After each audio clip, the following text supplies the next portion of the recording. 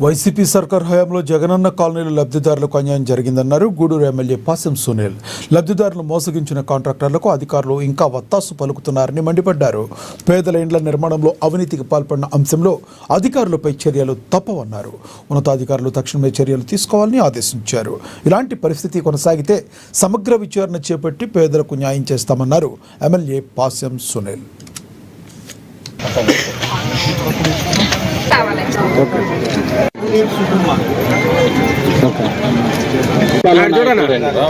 Sir 300 రావాలి కదా, చూపించండి. 30 మంది చూపించండి సార్, 30 మందిని చూపించండి సార్. నాకు 30 మందిని ఇక్కడ వ్యవహారాలు చేస్తే కంప్లైంట్ చేస్తా. నేను చంద్రబాబు నాయుడు గారు ఇండియా గవర్నమెంట్ డబ్బులు ఇస్తున్న మిషన్ ప్రకారం మనుషులు పిలవకపోతే ఎవరు చేస్తున్నట్టు పనులు ఏంది? మీరు చేసే పని చెప్పండి డీ గారు.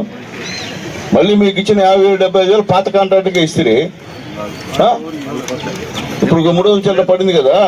ఇప్పుడు మొత్తం హౌసింగ్ మొత్తం పడిపోయే పరిస్థితి కదా. ఇల్లు ఆ ఇంట్లో కూడా దారుణం, బాత్రూమ్ లేవు, లోపల స్లాబ్ మొత్తం వంగిపోయింది, కింద స్లాబ్ పోతే అట్ట పైన పెట్టేశారు. అది ఫ్రాడ్. అయిపోయింది, వదిలేండి. మిగతా 50,000